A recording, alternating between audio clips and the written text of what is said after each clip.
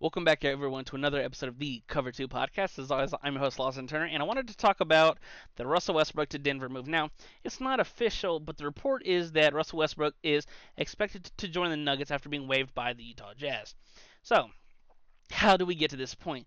The Los Angeles Clippers traded Russell Westbrook, two second round pick swaps, and cash considerations for the sign and trade of Chris Dunn from the Utah Jazz. And we expect the Jazz to waive Russell Westbrook, and after he clears waivers, to get picked up by the Denver Nuggets. Now, what does this mean for Denver? And what should we expect from Westbrook in Denver? I think at this point in Russell Westbrook's career, he's a high energy guy. He's always been a high energy guy, but it's more harnessed. And what I mean by that is he when Westbrook was in his prime, he played with reckless abandonment. He was the energy of OKC. He was the heartbeat of the team, especially when Kevin Durant left. And he's been, I wouldn't say a wanderer, but then he from OKC, he has his stops in Houston, then he has the stops in, Washington, then coming off of a good year, he goes to the Lakers and then with the Clippers and now whatever iteration he's going to be in with Denver. I think that he's going to do exactly what he did for the Clippers. Come off the bench. Can you give us, somewhere between 18 and 22 minutes a night and just be the energy guy? He, for as much as of a flawed player as he is, and he has not evolved his game to the in the three ball era well. But it's not a bad thing because there are some players that it's just this is their game. And I've accepted the fact that this is what Russell Westbrook is at this point in his career. He's a low efficiency player from three. However, I tend to look at things glass half full. What are some of the positive things that he can bring to the Denver Nuggets? He can bring pace off the bench. He can bring a floor general feel off the bench. He's a fantastic locker room guy who's going to be a fantastic teammate for the Denver Nuggets, with their hopes being how do we compete in the Western Conference and get back to the NBA Finals? They were a 20-point lead away in the second half in the Western Conference semifinals in Game 7 against Minnesota to be right back where they're one series away from the NBA Finals. Now, what Westbrook also does, in my opinion, and this is a benefit, he can be a minutes eater. He can eat up minutes to where if Jokic or Murray aren't on the floor, there's not a lot of stress because in my opinion, he's bought into his role. Excuse me, off the bench when it comes to getting a playing fantastic defense, getting a rebound, and push it. And push it, push it, push it, and put so much pressure on the defense too.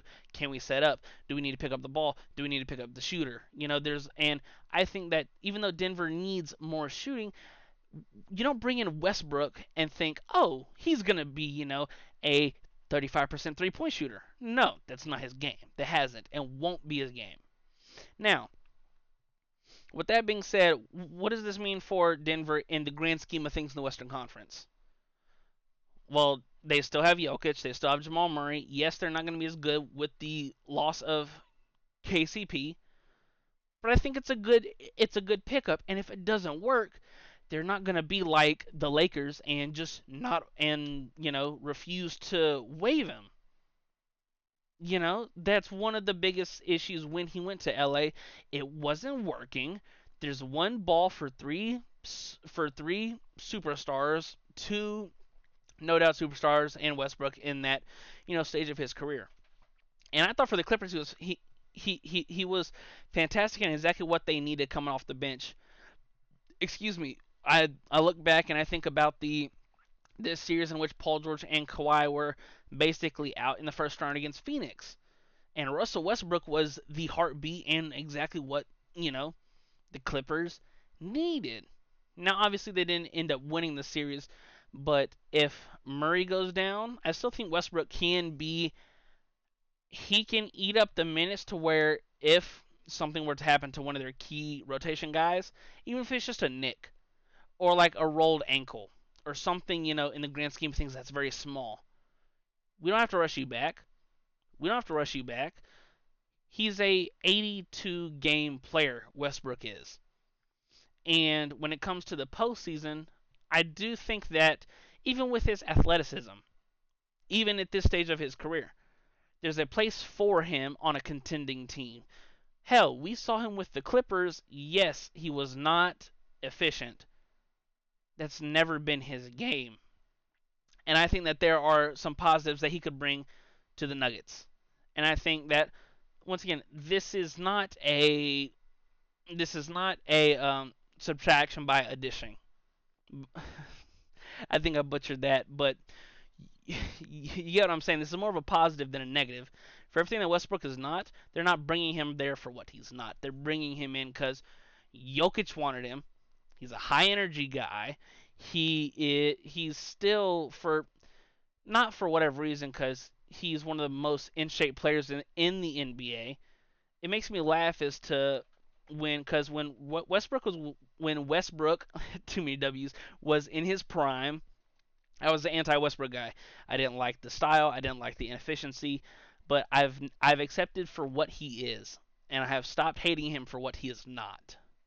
Well, hate's too much of a stronger word. I didn't like his style, but I've come around to he is what he is.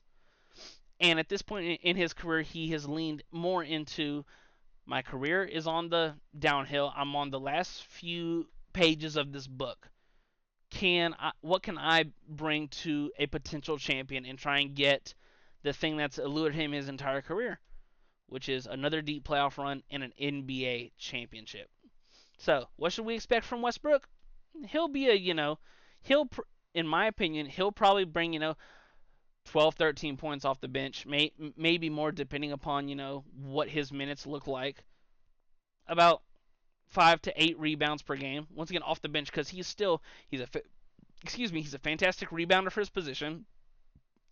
And he's a good playmaker. So I think he'll be around 12, 6, and 6. And there are a lot of contending teams that could use that, especially coming off the bench. Do I think he'll be the first man off the bench? Yeah, I do. I think, around the, 9-10 minute mark in the first quarter, Westbrook's going to come in for Jamal, and obviously it won't be a one-to-one fit because at this point in his career, Jamal Murray is a better player than Westbrook.